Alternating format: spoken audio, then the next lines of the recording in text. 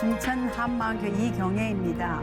저는 60여 년간 귀신과 동고동락했던 사람입니다. 그랬던 제가 부활하신 예수님을 만나 이제는 주님과 동행하게 된 저희 간증을 나누려고 합니다. 저는 어릴 때 철저한 불교 가정에서 태어났어요. 우리 할머니는 부산 초량에 있는 아주 큰 절을 다니고 계셨는데요. 단순히 절을 다니는 신도 정도가 아니라 그 절의 주지 스님을 양아드로 삼았고요. 또 절의 재정적인 후원을 도맡아 하시는 분을 화주보살이라 하거든요. 바로 우리 할머니가 그 절의 화주보살이셨습니다. 절에서는 대웅전 옆에 할머니의 방을 마련해 주셔서 우리는 수시로 그곳을 드나들며 명절 때는 주지 스님께 절을 해서 세뱃돈도 받고 그 절터에서 노상 재미있게 놀았습니다. 그때 먹었던 절밥이 참 맛있었던 기억이 납니다. 재정적으로 풍족하셨던 할머니는 절의 디산을 전부 사서 절에 다 바치기까지 하며 전심전력으로 불교에 매진하셨습니다. 그렇게 불신 깊은 가정에서 불교의 영향권 아래서 자란 저는 한때 더러운 속세를 떠나 깨끗하고 순결한 이미지를 가진 비구니가 되어 볼까 하는 생각도 해본 적도 있습니다. 할머니가 돌아가시고 나서 저희 가족들이 서울로 이사를 오게 되었는데 절에 다니는 것이 쉽지가 않았습니다. 그러자 어머니께서는 집 근처에 있는 원불교를 나가기 시작하셨고 저희들도 자연적으로 어머니를 따라 원불교를 다니게 되었어요. 원불교에서는 세상 모든 진리는 하나고 세상은 둥글다는 교리를 가르쳐 준 것이 기억납니다. 결혼한 후에는 남편도 함께 원불교를 다녔지요. 그런데 우리 시어머니는 철저하게 무당을 의지하고 미신을 숭배하는 분이셨고 시집 근처에는 어머니께서 자주 찾아가시는 신령엄마라는 무당이 있었어요. 시어머님은 무슨 일이든 그 무당에게 달려가서 산신령, 아가도롱 등등 귀신들을 통하여 문제에 대한 해답을 찾곤 하셨어요. 저희는 처음에는 시부모님과 따로 살았는데요. 큰애를 낳고 둘째를 가졌을 때 몸이 너무나 안 좋아져서 시댁으로 들어가게 되었습니다. 시어머니께서는 자연스럽게 저를 무당인 신령 엄마와 연결시켜 주시면서 어려운 일이 생기면 문제를 이분에 가서 해결하라고 하셨습니다. 처음 무당집에 들어갔을 때는 정신이 사납고 울긋불긋한 것들이 너무 무섭고 낯설어서 거부감이 들었는데 그 무당이 저에게 잘해주고 앞일에 대한 것도 말해주고 하니까 점점 거부감이 사라졌습니다. 나중엔 심심하면 아이를 데리고 그 집에 놀러 갈 정도로 그 무당과 친하게 지내게 되었어요. 무당은 항상 내 운세와 아들의 운세를 좋게 말해주었고 그럴수록 저는 점점 무당의 말을 신뢰하게 되었습니다. 그 후로 무슨 문제나 어려운 결정을 해야 할 때는 무당을 찾아가 점괘를 보고 무당이 시키는 대로 하게 되었지요. 남편의 직장 발령이 원주로 나게 되어 시댁에서 나오게 되었지만 저는 여전히 원북에 다니며 조금이라도 문제가 생기거나 궁금한 일이 생기면 소위 철학관이라 부르는 점집을 찾아가 내 문제를 해결받곤 했습니다. 당시 제 우상은 두 아들이었습니다. 그래서 아이들의 장래에 대해서 좋게 말해주는 전개가 너무나 좋았습니다. 아이들은 저의 기대대로 모두 머리가 명석하여 공부를 잘하는데 너무나 자랑스러웠는데 그 중에서도 특히 큰아들이 저희 우상이 되어 그 아이에게 나의 모든 정성을 쏟아부었습니다. 아기 때부터 온갖 정성을 쏟았던 큰애가 초등학교에 입학한 날 입학식장에 울려 퍼지는 애국가를 들으며 너무나 감격하여 눈물이 났습니다. 드디어 내 아들이 초등학생이 되었구나. 그때부터 학부모가 된 저희 열정 어린 뒷바라지가 시작되었습니다. 학교 선생님들을 일주일만 안 뵈도 좀 있으실 정도로 학교를 내 집 드나들듯이 수시로 드나들었습니다. 지금 생각해보니 저희 남편도 선생님인데 좀 너무한 것 같았습니다. 물론 학교 갈 때는 선생님들이 좋아하실 인삼차나 과일 등 간식거리를 챙겨서 교무실에 갖다 드리며 담소를 나누니 교장쌤이야 모든 선생님들이 모르는 분이 없을 정도로 열성 학부모였습니다. 자모회장은 자모들 회의 때 뽑는 것이지만 결국 저는 자모회장에도 뽑히게 되었지요. 이런 저희 열성이 우리 아들을 반장을 하는데도 일조를 하였는데요. 당시 우리 큰애는 공부는 잘했지만 운동신경이 둔해서 운동을 잘 하지 못했습니다. 지금은 그렇지 않지만 그 당시에는 반장이 되려면 공부뿐만 아니라 모든 분야의 탑이 되어야 하기 때문에 줄넘기를 5번밖에 못한 아이를 트레이닝을 시켜 150번을 하도록 만들었고요. 턱걸이를 겨우 1번밖에 못하는 아이를 집마당에 철봉대를 설치해서 연습시킨 결과 체력시험 만점을 받게 할 정도로 저희 모든 정성과 관심은 우상인 아들에게 바쳐졌습니다. 그런데 그렇게 저희 우상이었던 큰 아들에게 문제가 나타나기 시작했어요. 초등학교와 중학교까지 줄곧 전교 상위권을 놓치지 않았으며 학교에서 제일 공부 잘하는 학생에게 주는 장학금도 몇 번이나 받았습니다. 고등학교도 저희가 사는 지방에서는 가장 우수한 아이들이 가는 명문고를 들어갔는데요. 고1 때부터 아이는 점점 힘들어하기 시작했습니다. 단순히 공부 때문에 오는 육체적인 피로나 스트레스가 아니라 귀에서 무슨 소리가 들리고 머리가 너무나 많이 아프다고 했어요. 귀에서 소리가 들리고 머리가 깨질 듯이 아프니 수업 시간에 수업에 집중할 수 없는 날이 잦아졌고 극기의 아들은 학교를 못 다니겠으니 집에서 쉬다가 검정고시로 대학을 가겠다는 청청병력과 같은 말을 했습니다. 워낙 머리가 좋아서 고등학교에서도 충분히 전교 상위권 안에 들 것이라고 기대했던 나의 자랑이었던 아들이 고등학교를 중퇴하고 검정고시를 보겠다니 너무나 어이가 없어 한동안 정신을 차릴 수가 없었습니다. 그때부터 아이를 데리고 우리나라에서 가장 좋다는 병원이며 용하다는 한의원은 다 쫓아다녀 봤으나 아무런 병명이 나타나지 않았어요. 아들은 여전히 아파했고 성적은 점점 떨어져 갔습니다. 전교 상위권이었던 아이의 성적이 반에서 중간 정도를 받게 되는 것을 보며 참으로 기가 막히고 어이가 없었지요. 그러나 성적을 가지고 따질 형편이 아니었길래 공부 안 해도 좋으니 그냥 학교를 왔다 갔다만 해서라도 졸업을 하자고 건면했습니다.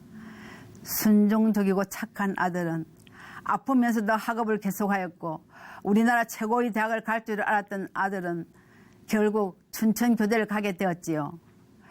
나의 기대는 한참을 못 미쳤지만 그래도 중퇴하지 않고 대학을 간 것만 해도 감사했습니다. 물론 기초 기본이 탄탄해서였지요. 아들은 대학을 가서도 여전히 머리가 아프다고 힘들어했습니다. 그때쯤 동생의 전도로 제가 교회를 다니게 되었는데요.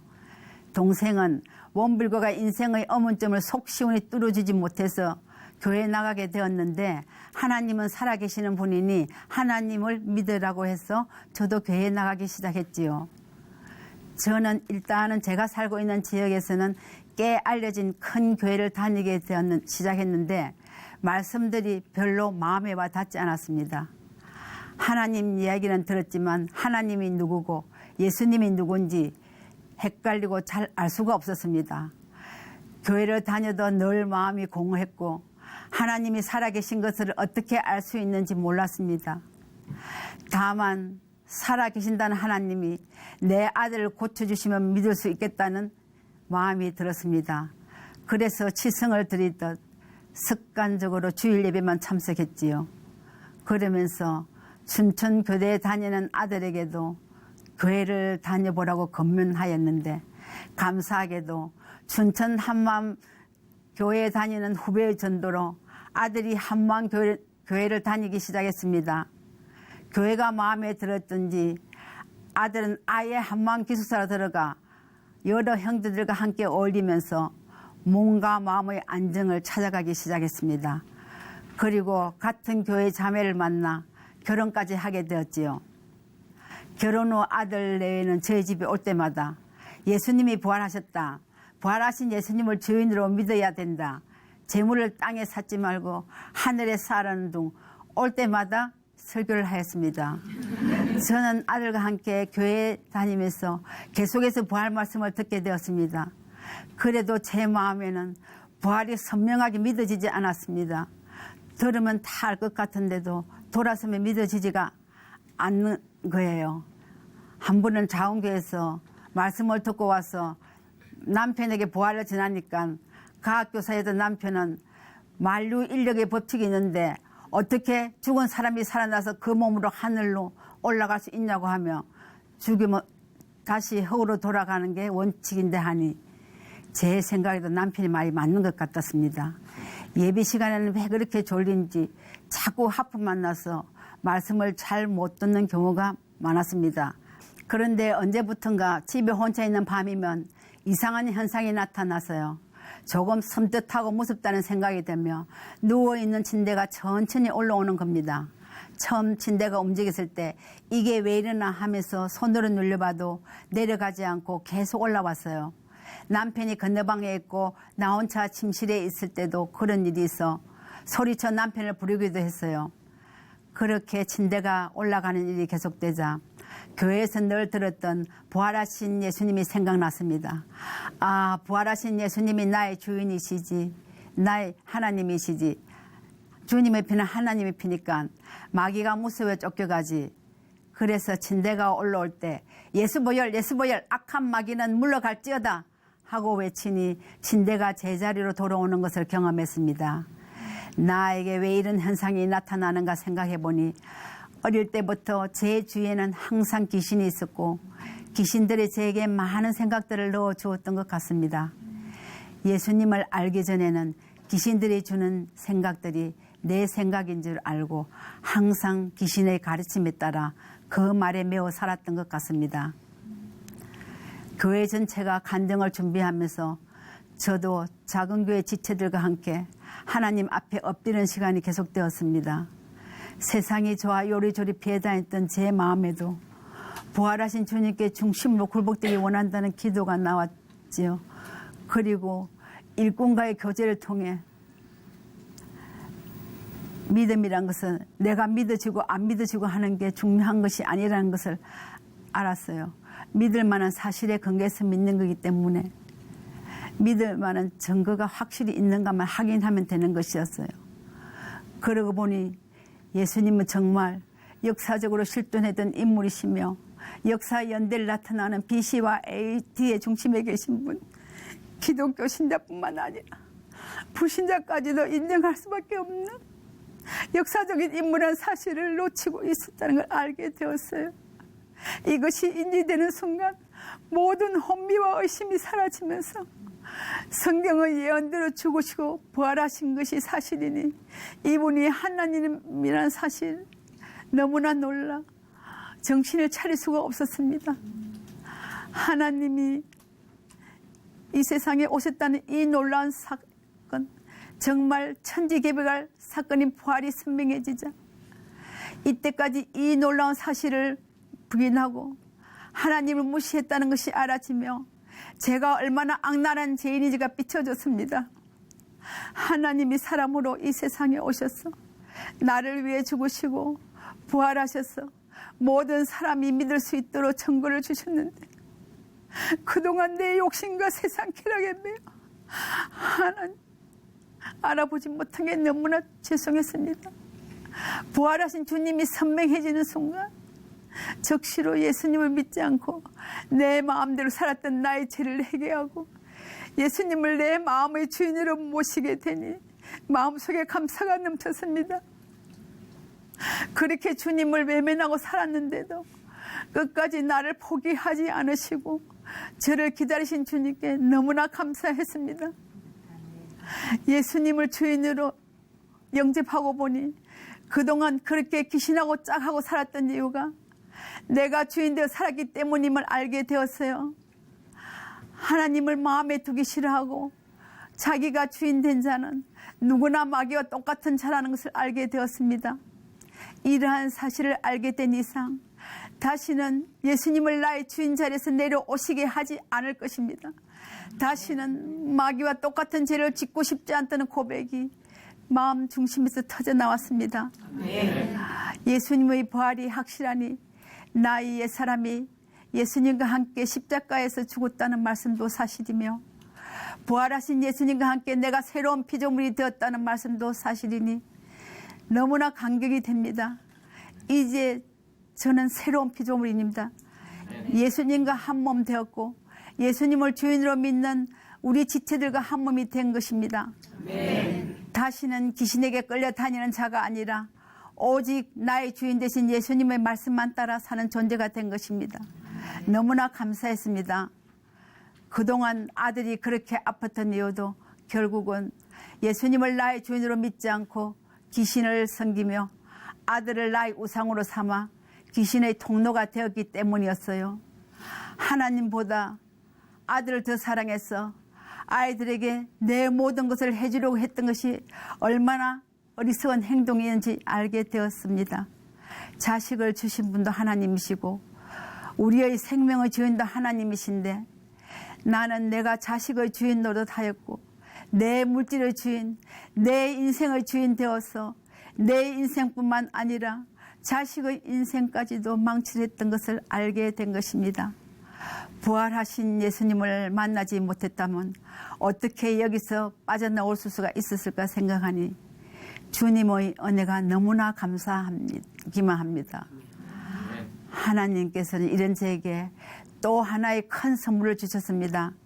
그동안 교회가 멀어서 주일 예배에 자주 참석할 수 없었는데 생각지도 않게 남편의 마음을 움직여 주셔서 바로 교회 앞에 새로 지은 아파트로 이사를 오게 되었어요. 이제 교회 앞으로 왔으니 그동안 못했던 하나님에 대한 충성을 원없이 할 수 있게 되었습니다. 이사하기 전부터 남편은 수련회 때 멀리서 오는 지체들을 위하여 우리 방을 내어드리자고 말합니다. 믿지도 않는 남편에게서 저런 말이 나오니 정말 하나님께서 하시는 일은 우리가 예측할 수가 없습니다. 돌아보니 그동안 나를 위해 살았던 삶은 정말 아무것도 남는 게 없습니다. 하늘나라에는 주를 위해 살았던 삶만 남는다고 했는데 이제부터 진짜 삶이 기다리고 있는 것 같습니다. 인생 후반부에 이렇게 주님을 만나 주님과 동행하는 멋진 삶을 살게 된 것이 너무나 감사합니다. 아멘. 주님 너무나 감사합니다. 아멘. 앞으로 주님 만날 때까지 죽도록 충성하겠습니다. 감사합니다.